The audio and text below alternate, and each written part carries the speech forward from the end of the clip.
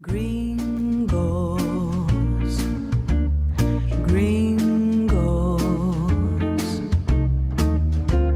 en Buenos Aires, Gringos, en Buenos Aires. Lights on the street, the rhythm is jumping, Gringos in town and everybody is humping. From the north to the south, we're making some noise, showing the world we got the soul of the boys. Gringos en Buenos Aires.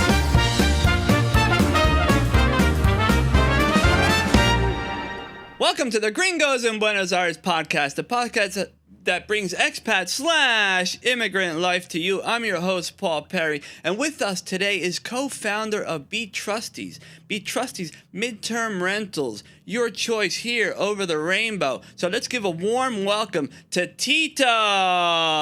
What's up, Tito? How you doing, Paul? How you Thanks doing, for having man? me. All right, it's a pleasure to have you here. Nice to meet you, and congratulations for what you do and all the service you give to your community. It's really interesting what you do. Oh, thanks a lot, man. That means a lot to me. That means a lot to I know it's really genuine. You spoke a lot with Jason, my co-founder, and he from the very beginning that he contacted you, he said it's like he's a really how do you say, genuine guy. He wants to give a service to his community. He's not expecting a lot of things. He just want to help people, and you truly do. So congratulations and thank you for having me. Man. Thank you, man. Thanks, man. Thanks. It's good recognition for something good you do is the reward. You know, for and it's the things like that that make you want to keep going and helping people. That's yeah, right. and it is. It's different, not because I say so, because people like you say that it's a little different than what you see out there. I always say that when you are good to the universe will give you things back and multiply, and the other way around. If you do some harm, sooner or later you're going to give your punishment. Yeah, what comes around goes around, and vice versa. You said it. Yeah. Better in English. I'm sorry for my English. I speak Spanish first. That's okay, man. So as you can see, we open up the spot to not only gringos or expats, also locals who play an important role in the community here, such as Tito and Btrustee. Tell me a little bit about Btrustee. How did this, what does it do? How did you start it? Why? It started first in the head of Jason, who's traveling, as I told you. He used to live in Europe, in Barcelona and in London, and all the problems that we're trying to solve, he experienced those problems as an immigrant there in Europe. Sure. So he said, I need to do something different. I need to change this industry. And so he came back to Argentina and he started working on this. Basically, when he arrived there, he was not able to rent a place. He wanted to stay for a few months or maybe a year. First of all, he didn't find there was no a single place to look, if you go 2 or 3 days for holidays, you have a lot of platforms.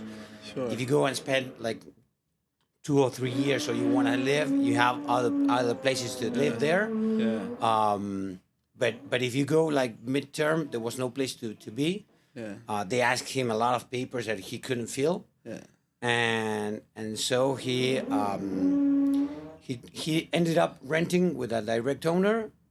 When he left from Barcelona to London, his deposit was not refunded, and so he was in London. He couldn't came back to ask for the deposit. He couldn't call anyone. He was screwed. Yeah, definitely. It was going to be more expensive to take a plane to Barcelona to go back and ask for. So he couldn't ask for help, and he said, "I got to do something with this." Yeah. And so I joined him a few years later. He was thinking about the idea, and then a few years later we started working this more seriously. Uh-huh. And yeah, because renting here is a hassle. It's not easy. What's your experience there? Well, I mean, I started renting here in I was fortunate enough that my parents came here in 1990, 1991, 1992. They bought an apartment for $25,000. Okay. That's a in good cash. deal. A good deal. In Caballito, a little horse. Yeah. A year later, they sold it for double. Nice. You know what I'm saying? Yeah, it was crazy. It's crazy. But then, I rented, but renting has changed, man, a lot. Everything has changed. I remember I rented a place. We're talking 1990s. Okay. It was a lot easier than renting today. I don't know.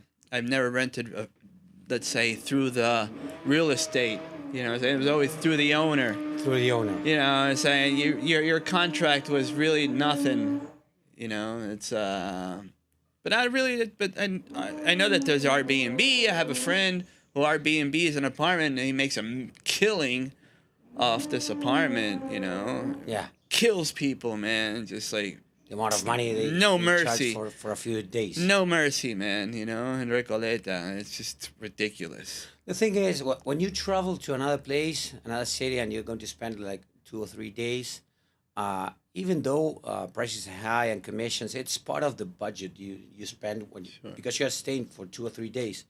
So if I go to, I don't know, to the U.S., last year I was in Miami and I spent $250 in an apartment, a night, because I was with my kids and I know it's expensive, but it's just 2 or 3 or 4 days. Different is if you go to a place for 6 months. And in the 90s, you didn't have a lot of digital nomads and a lot of people. You had, but not as much as the amount of people that work now, like 4 months, 6 months. They travel from one part of the world to the other one. Yeah. Many people escaping from weather. They escape from cold, from winter. Sure. And so it's quite different. And then you don't want to pay that amount of money, Yeah. And so the problem is not you guys, is how the ecosystem, market. the system is built. Yeah. Because for 2 or 3 days you go to an Airbnb, that's fine, and it works excellent. I use Airbnb when I go to another city for 2 or 3 nights. If you stay like 2 years, you have the real estate agencies, and it's not very easy to rent as an immigrant. Yeah.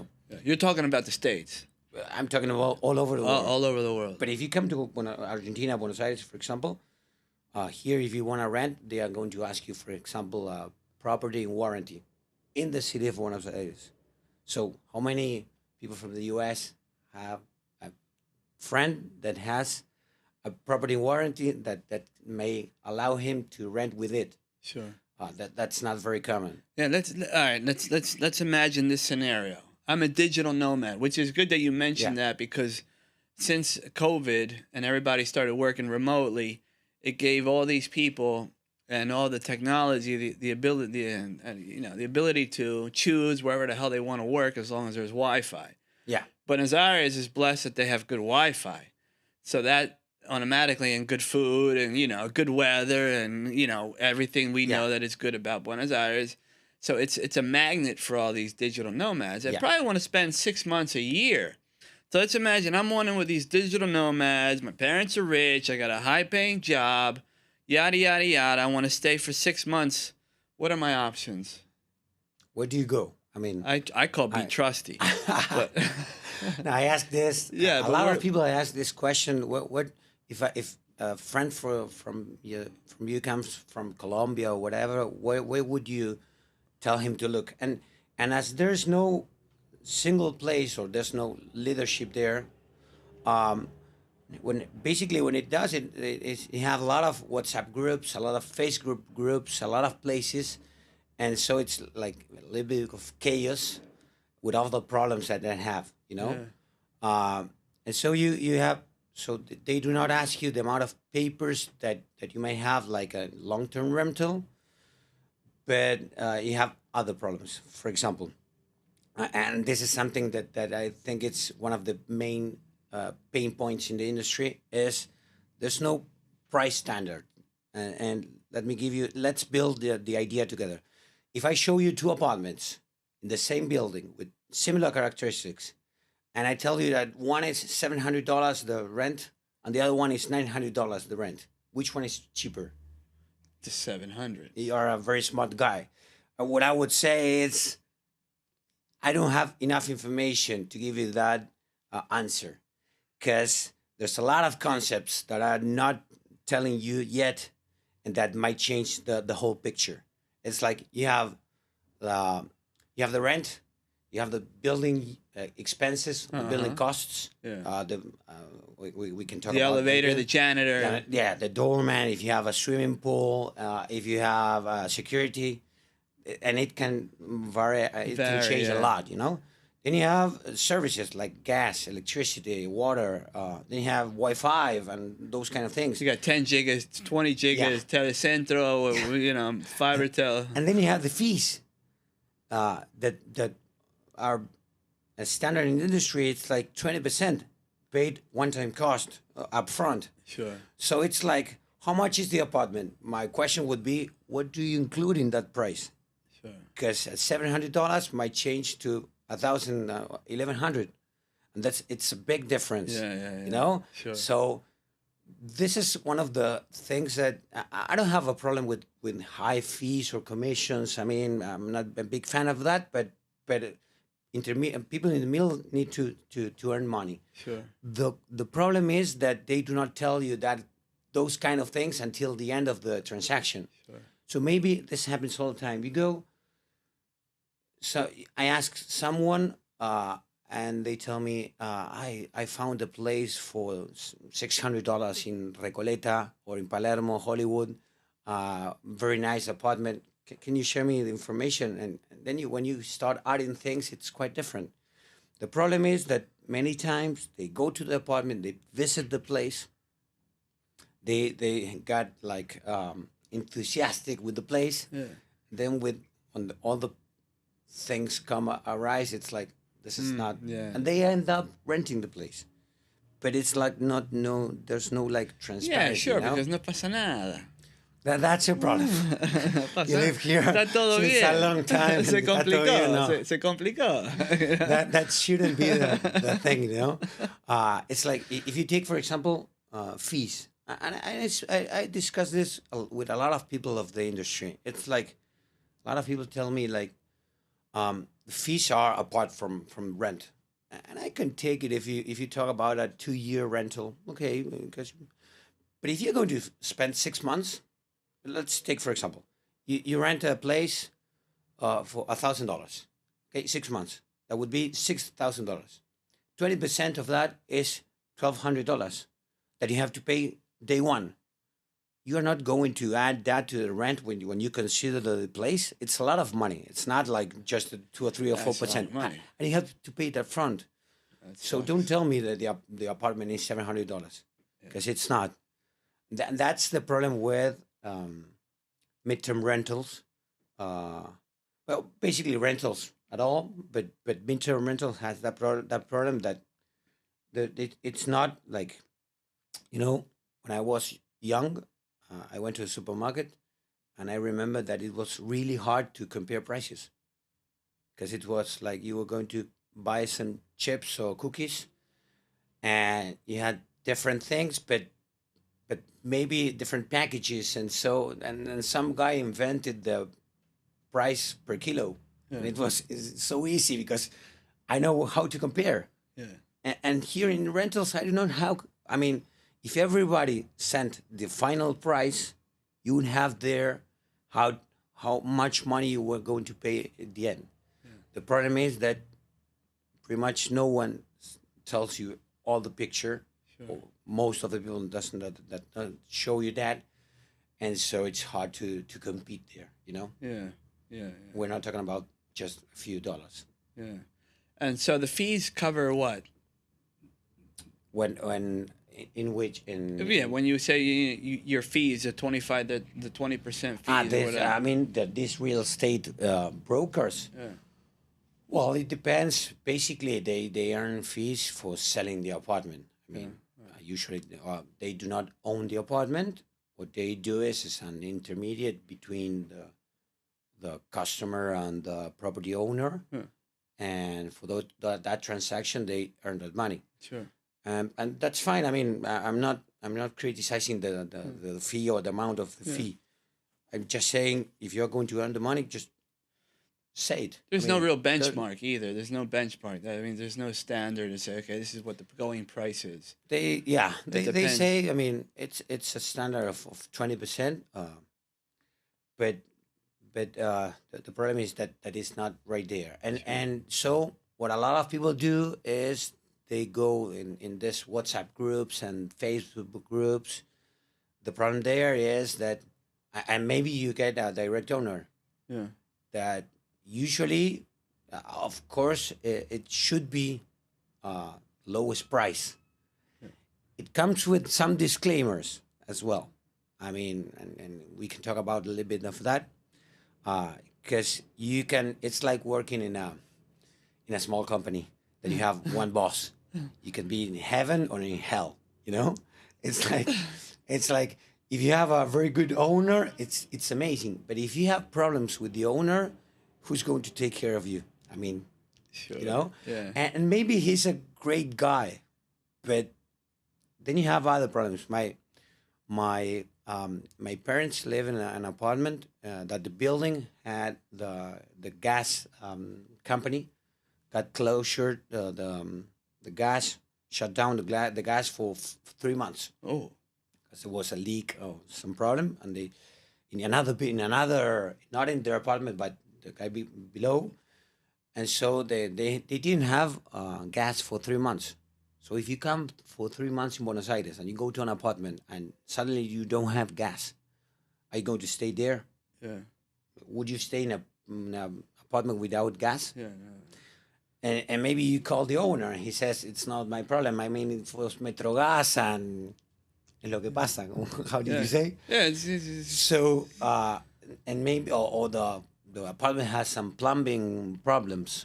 Sure. So the owner might call you and say, I do have one apartment. I mean, sure. I don't have a lot to do. Yeah. So I always say that direct owners are the best with a lot of disclaimers. Sure. Some risks that you are taking there. Yeah. Because we do have, we have a lot of apartments. We work with property managers that are companies and have over 50, 70, 100, 150 apartments. So if you have a problem in an apartment and in case with plumbing problems, we're going to move you to another one that sure. same day. All right. What happens if you got, you got one of these digital nomads, he's got a couple screws loose. He does the midterm rental, 6 months. Month number 7 comes around, he didn't pay. Month number 8, he didn't pay. How do you handle a situation like that? Do you ever get situations like that? We did. Yeah? We did. Unfortunately, we did. Basically, most of the owners or the property managers, they ask for deposits. All the apartments are with digital access. So if you want to kick someone out, basically you change the code and they are not going to be able to access. Oh, so you're protected. Yeah. All right. And when they you wait for the guy, you got a camera, you wait for the guy to walk out, guy or girl, it could be. Yeah. You got to wait for them to walk out, and then you click the access, they can't get back in. I mean, it's something that does not happen every day because it could happen now, man. But it could happen. It could happen. That's why in the industry, a lot of people ask for advance payments. Deposits are a big problem. For both parties. I mean, because here we do not have good guys and bad guys. Okay, it's not like owners are rich and the other ones are poor. I mean, if you get the amount of money you need to buy the apartment, to furnish the apartment, to buy everything, then to maintain it and to do a lot of things, they do not get rich with one apartment. Don't worry about it. It's a lot of money stuck there, so sure. It's not like business that you are going to be rich in 2 or 3 years. But basically, deposits, it's a huge problem because many tenants, many guests, they think that they're going to be stolen, and sometimes they don't get robbed. They get robbed. They don't get the deposit refunded. Uh-huh. And for the property, the owner, it's also a problem because when you have money that it's not yours, if you don't, I mean, you have some risk, of course, because it's money that it's not yours. If you have a problem, you need it. 'Cause that's why they ask it. Yeah. So it's not like we are thinking about a lot of solutions in terms of deposit. They are a little bit futuristic and based in blockchain, and Sure. I don't want to bore you with No. technology, No. but fine. it's a huge problem for both in the industry. I Sure. would say. Yeah. And what about insurance? Someone gets hurt inside one of these apartment buildings. Something explodes. I remember I had my sister-in-law. I don't know. It was like it was a holiday, and she was in her room, and suddenly I don't know, the garrafas, those gas tanks, it exploded, and the wall exploded, and the wall hit her, and it just it knocked her out. And who do you blame? Who's at fault? If Something you like that. have, If you have an explosion in the apartment or something, That's right, and it might happen. it could happen. It could happen.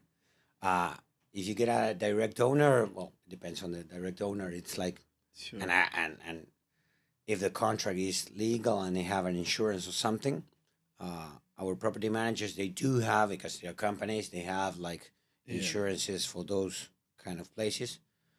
But not talking about our property managers, talking about the industry in general. A lot of people ask, and to mix and to combine it with your previous question about what happens if they do not pay. In Spanish, it's called seguro de caución. In English, it's like inbound security or something similar. Basically, it's an insurance that if you do not pay the rent, like I execute the insurance and I get paid. Uh-huh. But that's a lot of money. It's like 20% of the contract. Oh.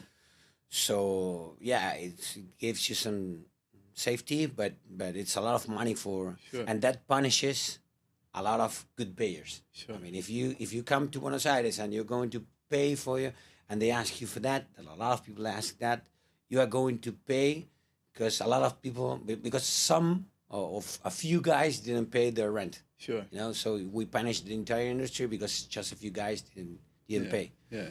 And this is what you said. A lot of when you presented the example of some digital nomad that earns a lot of money, a lot of people cannot use that money that they earn to prove some security when they are going to pay. Sure. So hey, man, this is what I make. I got the money to pay the rent. But How do you in know? the traditional industries, like show me the Argentinian salary receipt that you earned this money, because maybe you have a salary receipt from a company in Sweden and maybe it's fake and you did it with Sure. AI. So Sure. I'm Oh, not going to buy man. that. Oh, And so damn.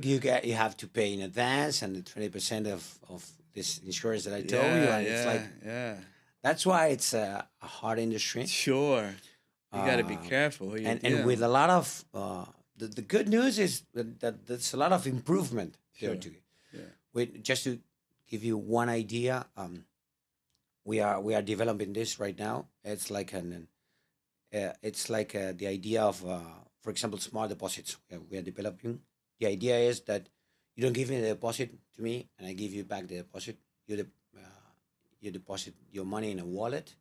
That wallet and my wallet gets Connected. digital contract, a smart contract signed. Smart A contract. smart contract, Jesus. and the money's there, and you cannot touch it. I cannot touch it. It's for the contract. Wow. It's not sleeping there. It's generating yield. Yeah. And yeah. when the contract ends, if we are good, we both release it, and you earn that money. Wow, check that out. But it's like has a lot of technology behind and a lot of things. We Sure, are sure. developing that. And we dream with the idea of people being able to show their trust without the traditional items or elements that are a little bit how do you say they don't seem to be working anymore as they Sure. used to be. So it's on both parties have to be legit. Not only you have to offer a legit service, an easy access service, but also the person who wants to rent has to be legit, because like you got to be careful who you rent to. So those are kind of things that the renter has to provide, is proof of, hey, I make money. Yeah. Do people come and pay cash? Here, yeah, a lot. Yeah. Because a lot of Argentinians ask for cash as well. So I got I mean- cash. I say, hey Tito, I want to rent a place. Here's cash up front, 6 months. Yeah, a lot of people. do Great, beautiful, huh? that. A lot of people do that. Oh, it's great. Nice. In Argentina, I mean, it's the second country in the world with more dollars. You know? It's Under the man. It's I not don't my say- case, but yeah, we don't have it, but they are here. Yeah. They're somewhere. Yeah, we do. Another thing that we dream of, it's like, for example, someone that works in Uber and he drives a Uber for 10 years, and every day he wakes up and he drives 10 hours, and that's a lot of reputation. That's a lot of things. That's someone that tells me that he's a worker, that he earns every day money. Maybe you earn a lot of money, but you spend it in the casino. I don't know. But this guy works every day, and he can show me. In the future, we are going to be able to use this kind of reputation to show some trust. That's why we call Btrustee. But we started with all these crazy ideas and like Web3 ideas. And then, do you know what Web3 is? No. It's like they talk about Web1 in the 90s when all the newspapers gave you a lot of information, but was one direction. Sure. And they talk about Web2 when social networks and people could, create some contenido. Content. And Web3, it's like a decentralized world with a lot of things. And we started with this technology, but then we realized that real estate is like Web 1. Yeah. 1.5, because there's not a lot of things that were done. I mean, transactions in real estate are done pretty much with the same technology we didn't change a lot. And so we came back and we started working with other kind of problems. I get it. Yeah. So you offer your service in Buenos Aires as well as other parts of Argentina. Yes, and we are also in Bolivia and Ecuador. Bolivia? Yeah. Yeah? A lot of people Tito travel to and- Bolivia, yeah. yeah? And with our technology, we could offer our services all over the world. Soon, because it's not.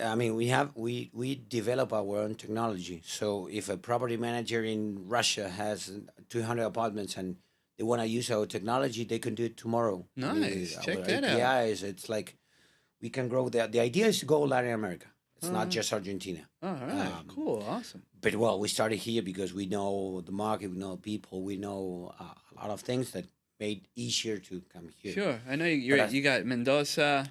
We are we're in Buenos Aires, in Rosario, in San Martín de los Andes. I don't know if you went. If you've been No, there. man. Jesus, I've been here since the 90s. And you're in Buenos Aires. And I still have, that desire, and it's on my radar, but it's just so far out there, It's just I gotta visit that. I love landscapes, I love trees, and but I haven't made it out there. I don't know why. And just for your community, if you go, not in the high big season, you can find the low season or the mid season. You can find like really interesting deals, and it's a lovely place. All the south, the north. Argentina has a lot of very nice places. Sure. And if you avoid the like now, for example, in July, everyone is outside the forget city. about it, We are the only guys here, but everyone is skiing or in other places, and it's really much more expensive. Sure. But if you go in, I don't know, in September, October, November. October, it's going to be much cheaper and really nice place. Or if you go in autumn, for example, to those places, the landscape it's amazing. Yeah, what other locations do you have? San Martín de los Andes? San Martín de los Andes, Bariloche, Mendoza, and we are all uploading Mendoza and Córdoba now. Córdoba is nice. The idea then is Salta and Neuquén. All right. But basically, Neuquén is growing. Neuquén is growing a lot. Yeah, thanks to the empty cow. Vaca muerta. Yeah, oh, not dead cow. Dead cow. Vaca vacía. Cow, that's another It's not cow. empty yet. No, not empty. But it has a lot of money there. Yeah. A lot of real estate, because you have a lot of workers working there. Sure. And from long-term abroad. rentals, like 1 year to 2 years, Yeah. and all the oil and gas industry that has a lot Sure. of money. Sure. So it's like they have much more demand than the offer. Yeah. So there are a lot of people are going there and building new places. Yeah, really yeah. interesting. That's awesome. Yeah, let's hope people keep coming here. I mean, there's an influx of people. How do you see the amount of people that are coming to Buenos Aires? Well, from what I know and from my experience doing the podcast, a lot of people are coming here to retire because they probably married an Argentine. Yeah. So they're retiring early instead of waiting till, I don't know, 65, 70. They're retiring at 60 and coming here and, buying, they have some savings and they sell their house that they've been mortgaging for 30 years and they come here, they buy a small apartment in Recoleta and they live like kings and queens. Yeah. You Yeah, know? because the difference in terms of real estate prices is quite different. And you have, from what I tell, good quality food, it's a lot of entertainment. And then you got these digital nomads. But hold on. For those people senior people that come retiring, my first tip would be do not buy as soon as you arrive. Yeah. Live the city a little bit. Go Sure. or just go meet rentals for 6 months and know the city, know the places, know if it's crowded or not, if you need to be next to a subway or not, what's going to be your places you're going to hang out. Sure. Because many people come here and they like have the fresh money and they look for opportunities and they buy, and maybe you need to Sure. live a little bit. Yeah, and especially if they don't speak the language. That's right. Some of these people, they don't speak, they just come here, and they survive in places where English is spoken, And I see that, digital nomads, people who, and Argentina, it's growing in popularity. It's grown in popularity over the years, especially after the Pope, the potato hot dog, el Papa Pancho, Messi, Milei. These three have put Argentina on the map. On the map. And especially with social media and all these influencers that are, hey, here I am at the soccer game. Here I am on my balcony. Here I am taking a shit. And that's growing. That's spreading. But do you think is it a little bit expensive right now? Because It's we go expensive, and man. it's like a roller It's coaster. expensive. It's expensive. For me, I noticed the prices like I was saying earlier, I remember when a choripan was a peso, $1. I remember when a bottle of quilmes was a peso, $1. An empanada was a peso. Now an empanada is 3,000. So it's gone up. The cost of living is high, But then you got things that are rent, buying a property is cheap. Yeah. It depends. Yeah, These services are cheaper than. Services are cheap, Maybe but- products are more expensive, but services are still cheaper than. But as an Argentine, as a person, you adjust. For example, instead of using the little space heater, you put something on. Instead of ironing your clothes, you wear your clothes wrinkled. Yeah. Because the iron, it consumes a lot of electricity. So Argentines are born to just, they adapt to these things. They're indestructible economically. We are recently. No, how do you say? Resiliencia. Very resilient. Very resilient. Yeah, they're very resilient to all these economic changes. Yeah, but well, for example, when you talk about electricity, gas, water, it used to be like almost for free, with all the problems that have that people didn't care a lot, and so I have a friend when he moved to Chile, he has 3 kids, and the first month it was like cooling heat, everything was like really nice, and after the first month when he had to pay the bills, he was closing everything, just turn off the heat because we were paying $1 million Sure. of electricity, and well, here it went up, but it's understandable, you know. Sure. I mean, remember the Chinos used to turn off their refrigerators at night. You know, but that's something that a lot of people said, but it's like a I mean, rumor. I mean, I've never seen it. I mean, at my chino at least. Where do you live? Now I live in Pilar. Okay. I live. Pilar is outside the city. It's Yeah. 60 kilometers from here. I used to live in the city, but I have 3 kids, 3 boys, Oh boy. and I needed some Space. outdoor space Sure, because I yeah. was going crazy in the city. I hear you. But I believe Buenos Aires. It's I mean I'm not objective, of course, but Argentina is a great country, and Buenos Aires it's an amazing city. Yeah, I mean, it is. It is. and even though some products may be expensive, you can find anything you want here. And a lot of people come here for 6 months, 4 months. Yeah. Another thing that it's really cheap. It's a health treatment, healthcare. Yeah. And I'm not talking about public. I mean private. Yeah, I If have you- private you- health care. I mean, if you have to go into a treatment in the U.S., it's 10 Forget times about here. it. So a lot of people come here. They get some treatment for 6 months, and then they go back to the Sure. U.S. or they stay here for the summer, Yeah. or well, winter is not that cold. I mean, now Yeah, we are no, winter. Man, we're winter. I got a sweater. We are. I mean, Yeah. where did you live in the U.S.? I lived in Philadelphia. Okay. That was cold, man. That was cold. That was It was cold. cold for 6 months. Yeah. That was cold. Yeah, no, we got great weather here. That's all right, Tito. So if for anybody out there that's wondering about short-term rental, give me real quick, why choose Btrustee? Okay. There's great. your camera. Right? And then there's my camera. Thank you. First of all, because you're going to see a lot of options. You're going to see the real prices. You're going to pay what you see.